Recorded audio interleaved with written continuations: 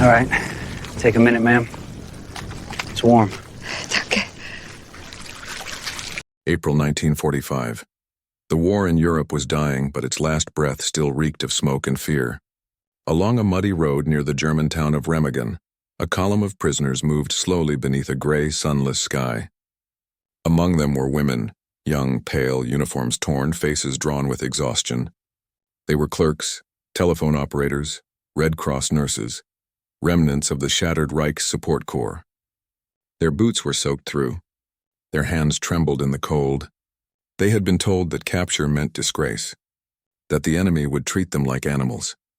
The convoy halted at a makeshift U.S. Army holding camp, barbed wire, tents and tired guards with rifles slung low. Orders were shouted. The women stood still, bracing for humiliation. Instead, an American corporal approached carrying a crate. Inside were bars of soap, clean towels, and a bucket of warm water steaming in the morning chill.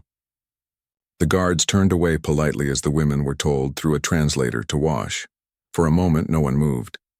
Then slowly, one nurse reached forward and touched the soap, her reflection trembling on the surface of the water. The war had stripped them of everything, yet here, in the simplest act of decency, they began to feel human again.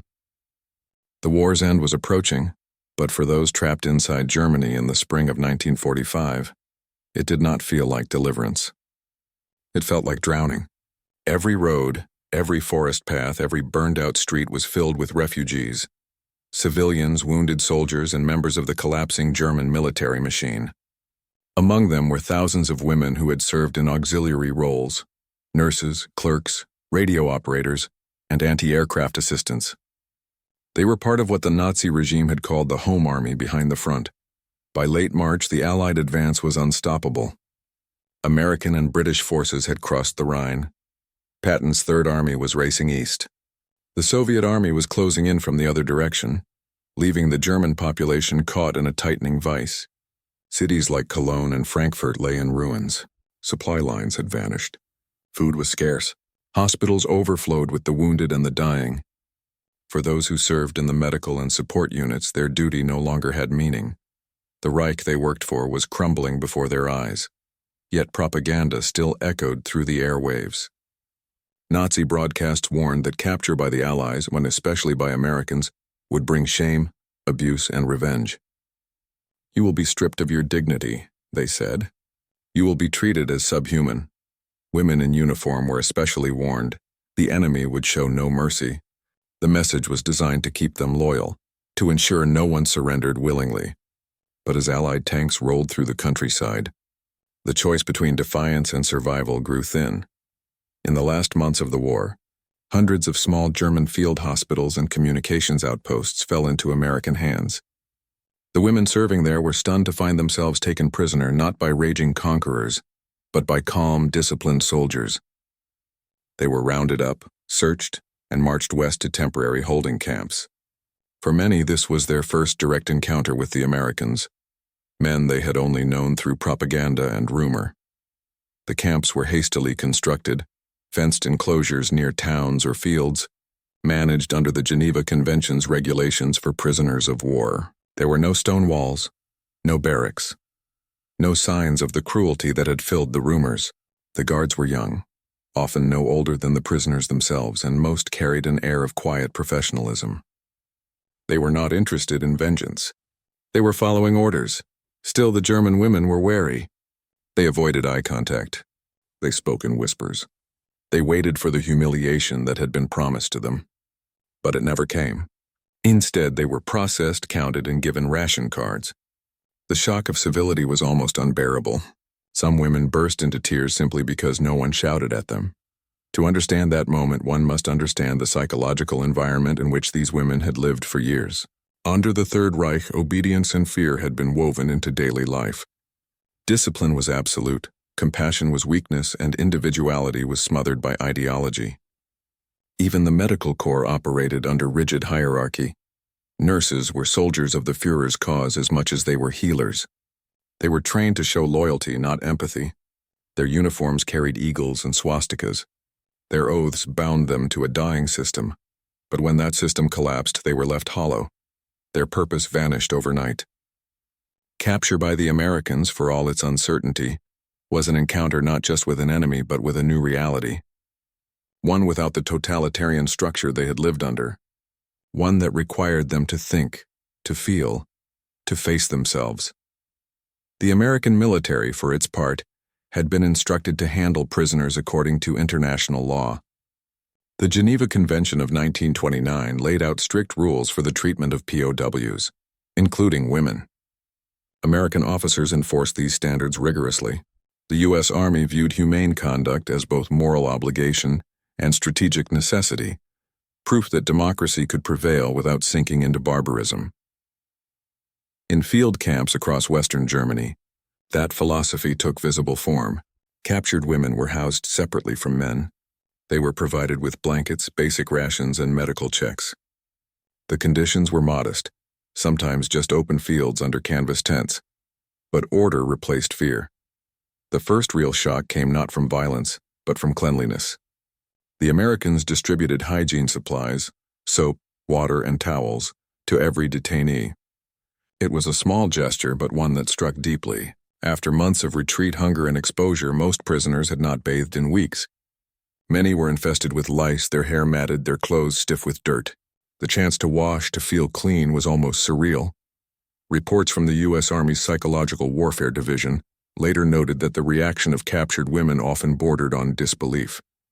Many prisoners showed emotional distress when provided with amenities, one officer wrote. They expressed confusion that they were being treated with respect. One young nurse captured near Mainz described it years later in her diary. They gave us soap and told us we could wash. I looked at my hands and did not recognize them. I had forgotten what clean skin felt like. We had expected hatred, but they gave us towels instead. That dissonance between expectation and reality revealed the true collapse of the Nazi myth. For years, German citizens had been told that the Allies sought only to destroy and humiliate. Instead, the Americans displayed restraint and humanity. It was not kindness born of sentiment, but of principle, and in that, the moral power of democracy revealed itself more clearly than any battlefield victory could. The treatment of prisoners became one of the most significant moral contrasts of the war's final months. In the East, Soviet forces, enraged by the devastation inflicted on their homeland, showed little mercy. Reports of violence, forced marches, and camps under brutal conditions reached the West quickly. The difference in reputation between the two advancing armies shaped the decisions of countless German soldiers and civilians. Thousands fled westward, desperate to surrender to the Americans or British rather than to the Soviets. For female auxiliaries, that difference could mean life or death. Within weeks, the American zones of occupation were filled with streams of surrendered personnel. The logistical challenge was immense. Hundreds of thousands of POWs, including thousands of women, had to be fed, housed, and processed. Temporary enclosures known as Rheinwiesenlager or Rhine meadow camps became vast open-air holding areas. Some were crowded, others better supplied. But within these spaces, discipline and humanitarian standards held firm. American guards often remarked that the women behaved with quiet order.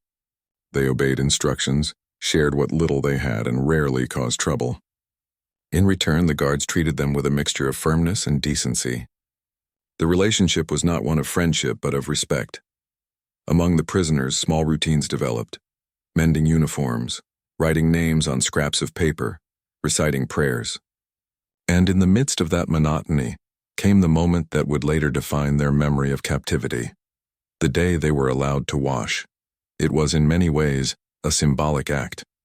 To the Americans, it was simply standard procedure, hygiene and sanitation. To the women, it felt like mercy.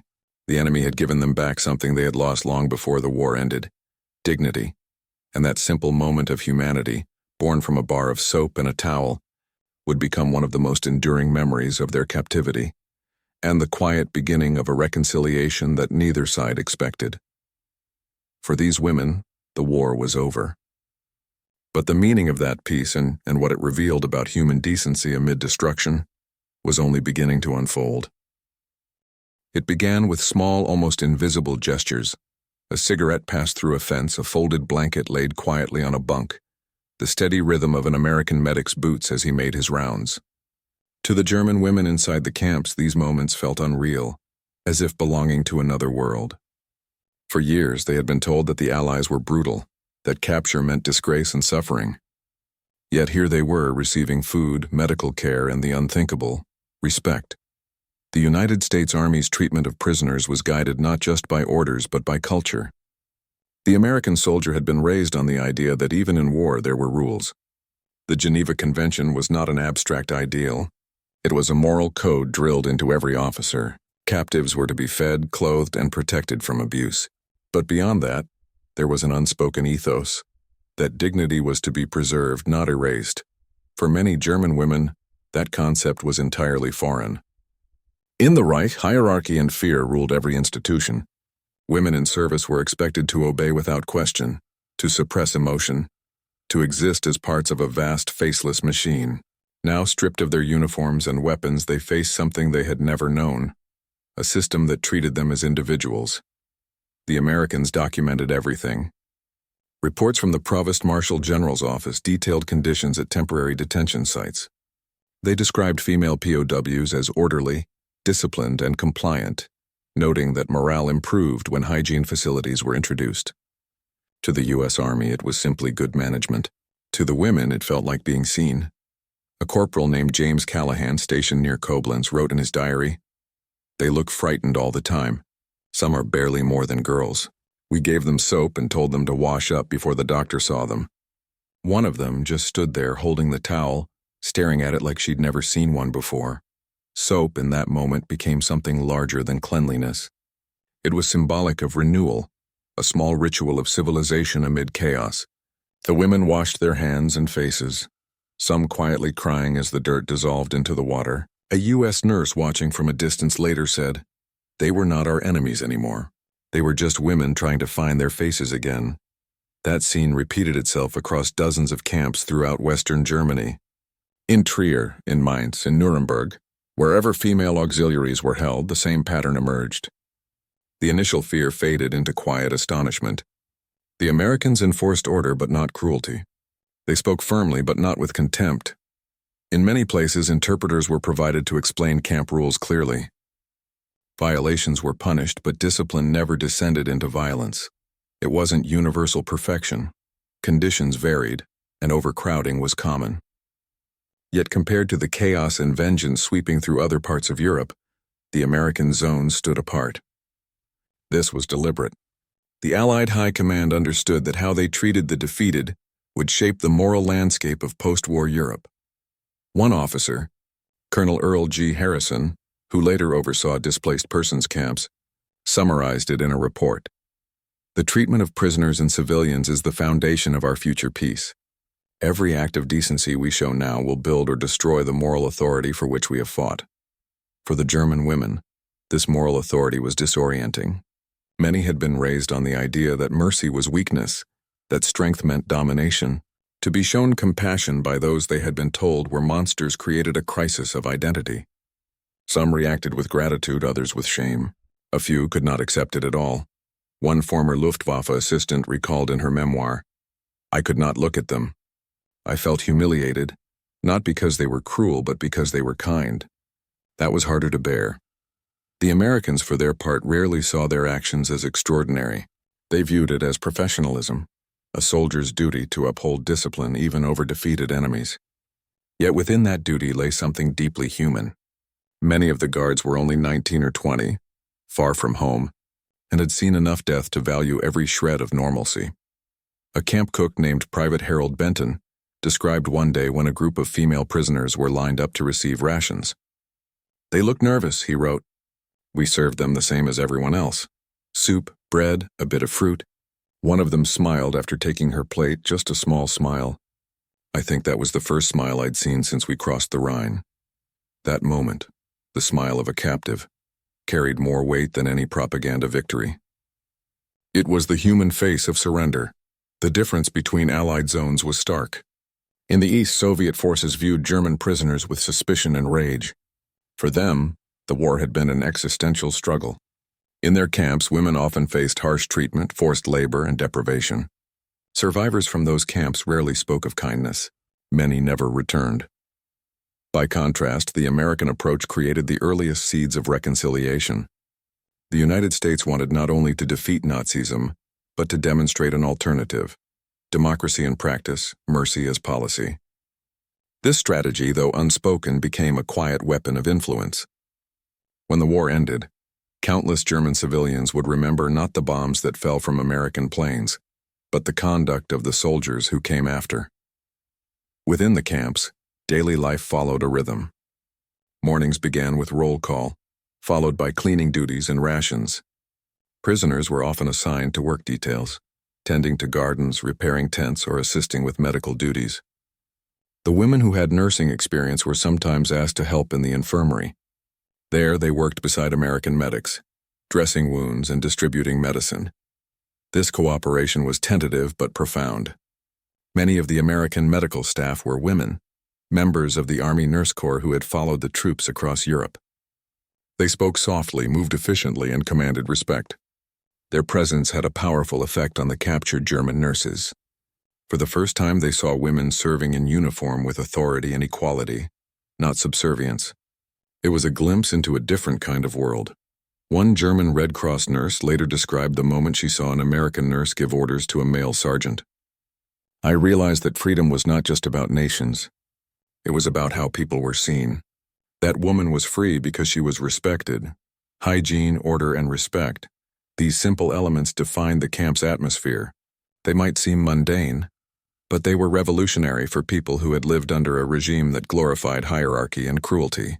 Every act of civility challenged years of indoctrination." Psychologists studying post-war Germany later noted that these experiences of humane treatment among prisoners contributed to the moral reconstruction of the nation. They showed that power could coexist with restraint, a lesson the German people would later carry into their democratic rebirth. Not all Americans were unaffected either. Many soldiers admitted that guarding German prisoners, especially women, changed their perception of the enemy.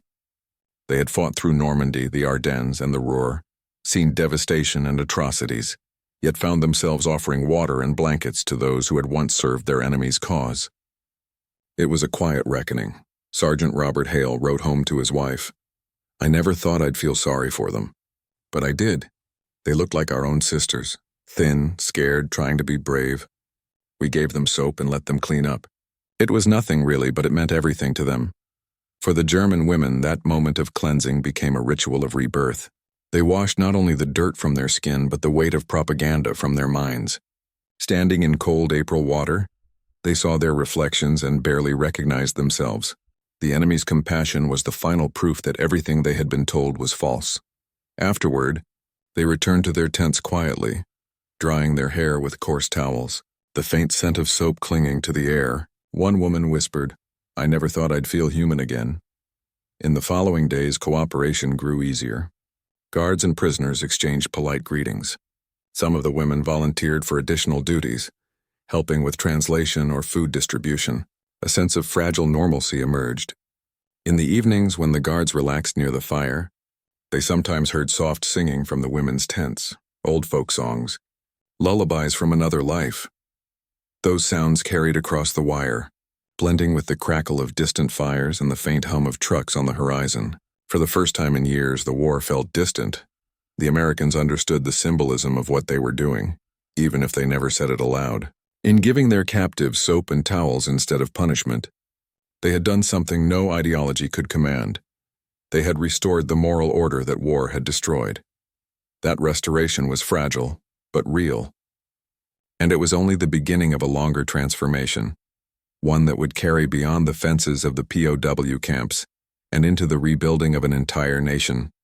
The human heart, once broken by propaganda and fear, had begun to heal, not through victory or vengeance, but through the quiet power of decency.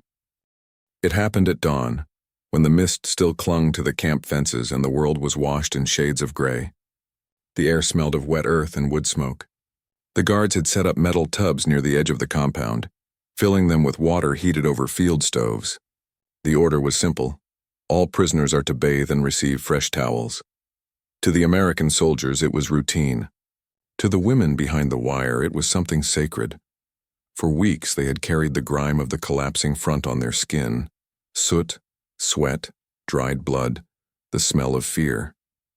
Their hair was stiff with dust. Their hands were cracked and raw. They had slept in ditches and barns, marched under bombardment, and seen the world they knew crumble into ash. When word spread that they were to be allowed to wash, no one believed it at first. The women lined up quietly, clutching the thin pieces of soap distributed by the quartermaster. Some had tears in their eyes before they even reached the water. The Americans, careful to preserve dignity, turned their backs or stood at a respectful distance. A few women hesitated, waiting for a trap that never came. Then one of them, a nurse named Hilda according to her identification tag, stepped forward. She dipped her hands into the steaming tub and gasped. The warmth was almost unbearable after so much cold. Slowly she began to wash her arms, her face, the back of her neck. When she looked down, the water had turned black with dirt. She stared at it for a long time, as if seeing her own past dissolving in that muddy swirl. Others followed. Some whispered prayers, others scrubbed in silence. The sound of splashing mixed with the faint calls of birds waking in the nearby woods. It was not the noise of victory or defeat. It was the sound of recovery. One woman lifted her head, water streaming down her cheeks, and for a moment she smiled. An American sergeant named Thomas Reed stood watching from a few yards away. He had fought through the Ardennes and seen death in every form. But this was different. They weren't soldiers anymore, he wrote later in his journal. They were just human beings who had been through hell, and all we did was give them a way to feel clean again. For the prisoners, that feeling was almost too much to bear. The act of washing, so simple, so ordinary, became an emotional reckoning. They had expected punishment, not compassion. The enemy had given them something their own leaders never had: mercy. When the first group finished, they wrapped themselves in coarse towels and stood quietly in the morning light.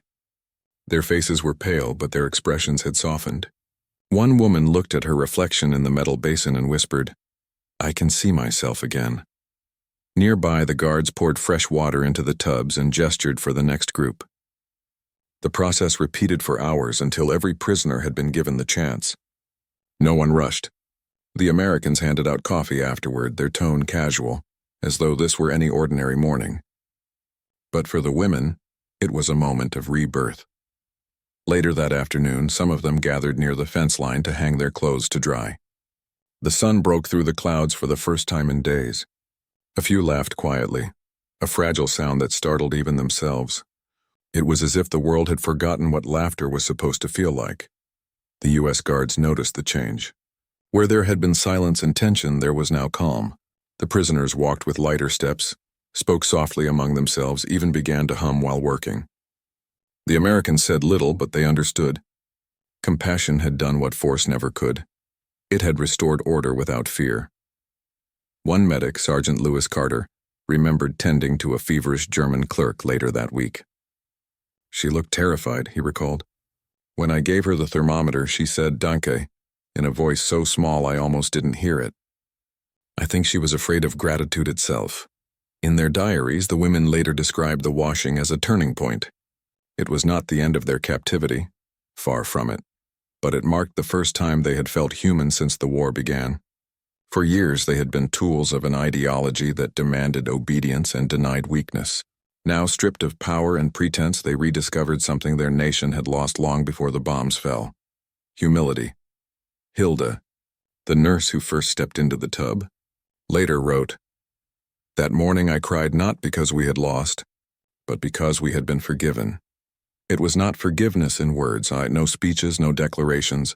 It was forgiveness in action, silent and steady. A soap bar, a towel, clean water. That quiet grace stood in stark contrast to the chaos that still raged elsewhere. In the East, Soviet forces were exacting vengeance on German prisoners with unimaginable cruelty. Cities like Königsberg and Breslau were scenes of terror. But in the West, within the American camps, order held firm.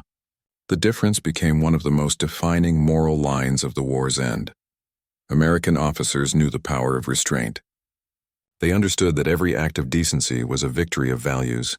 One lieutenant later remarked, "We were showing them what democracy looked like, not with speeches but with soap and coffee." The symbolism was not lost on the prisoners. Some could not reconcile it with what they had believed. One woman refused to take the towel offered to her, shaking her head, insisting it was a trick. The guard simply laid it down and walked away. Hours later, she was seen clutching it to her chest as if it were a relic. For many, that day became the true end of the war. Not May 8th, not the official surrender, but that moment when they realized their captors were not what their government had told them. The Reich had promised them a world of purity and honor. It had given them lies and ruin. The Americans, their supposed enemies, had offered them something infinitely greater: dignity. In that small camp, surrounded by barbed wire and uncertainty, a quiet transformation began. The women, once defined by ideology, began to see the world differently. They started helping with camp duties, organizing themselves into work teams, even volunteering to assist American medics. The guards noticed their precision and dedication, and soon mutual trust began to replace suspicion. An American officer wrote in his report, "Discipline maintained through cooperation rather than fear. Behavior excellent. Hygiene and morale improved markedly." What the report did not capture was the deeper truth, that compassion had rekindled self-respect. One afternoon, as rain began to fall, an American sergeant offered a prisoner his overcoat. She hesitated, staring at the symbol on his shoulder, a white star on olive fabric. Then slowly she took it. That small exchange, unrecorded and unnoticed, carried more weight than any political proclamation. It was a symbol of shared humanity. The war had been fought across oceans and continents, but its moral victory unfolded here and in a muddy field. Between soap and silence, for the women, that day became a memory they would carry for the rest of their lives. In post-war interviews, many spoke not of battles or loss, but of that one morning when the enemy gave them back their reflection. "I did not know what kindness was until then," one said. "It changed everything." Even decades later, survivors recalled the smell of the soap, the feel of the towel, the warmth of the water. Small details preserved like sacred relics in memory. They were proof that even in the darkest age, decency had not vanished, and as they stood drying their faces in the pale spring sunlight, watching the smoke rise from the American stoves, a quiet truth settled in their hearts. The enemy had won not only with weapons, but with humanity. That realization would echo long after the fences came down, carried home by those who once feared the world, and now understood it. The day they were offered soap and towels was not a gesture of luxury. It was the beginning of forgiveness and the moment the war truly began to end. When the gates of the American camps finally opened, the women walked out into a world that no longer resembled the one they had left behind. Germany was a graveyard of cities. Bridges lay twisted in rivers, roads were cratered with bomb holes, and families were scattered across the ruins of what had once been a nation. The war was over, but peace had not yet begun. The women who had been held as prisoners of war returned to this desolation with a strange mix of relief and confusion. They were alive, yes. They had been treated well, often better than they expected, but they returned to homes that no longer existed, to families broken or gone, and to a country burdened by guilt and silence. The uniform they once wore had become a mark of shame. Their service, once called patriotic, was now something to hide. Yet amid that wreckage, one memory stood out. The day the enemy had treated them with dignity. In the years that followed, that memory became a private anchor, a reminder that decency could survive even after everything else had been destroyed. It helped many of them rebuild. It helped them forgive, not just others, but themselves. For the United States, the humane treatment of prisoners became a matter of policy as well as conscience. American officers were meticulous in documenting their approach to the management of POWs. The files show that over 3.4 million German prisoners passed through U.S. custody between 1944 and 1946, including nearly 500,000 women attached to auxiliary and medical units. Most were processed and released within a year. Few reported abuse. Many wrote home in disbelief, describing fair rations, organized camps, and respect from guards. Letters intercepted by Allied censors revealed a consistent theme. The Americans treat us as human beings. These messages, though small, played a vital role in reshaping Germany's perception of its former enemies. When the war crimes trials began in Nuremberg, these personal accounts of restraint stood as silent testimony to what the Allied victory represented, not just power, but principle. For the women who lived through it, the contrast between their expectations and reality was life-changing. One former Wehrmachtshelferin, an Army communications assistant, later recalled, "We had been taught that surrender was worse than death, that the enemy would destroy our honor. Instead, they handed us soap and told us to wash. That moment broke every lie we had been fed." In the devastated towns of post-war Germany, stories like hers spread quietly. They were whispered among neighbors, shared in letters, and later written in diaries. They carried an unexpected truth, that humanity had survived the war not because of ideology but in spite of it.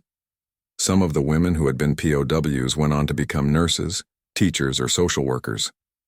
They joined humanitarian organizations like the Red Cross, the very same institution whose emblem they once wore under the Reich. Their understanding of compassion had changed. It was no longer obedience to a state. It was a moral duty to others. They had learned that lesson not from lectures or propaganda, but from the quiet actions of the men who had once been their captors. In a small hospital outside Munich, one former prisoner named Gertrude helped establish a clinic for displaced children. When asked years later why she chose that path, she said, "Because someone showed me kindness when I did not deserve it. That is the only way the world can begin again." Many American guards, too, carried the memory of those days. They returned home with diaries and photographs, with stories that surprised their families. They spoke of German women who thanked them, of prisoners who offered to help clean the camp, of moments that felt almost peaceful amid the ashes of war.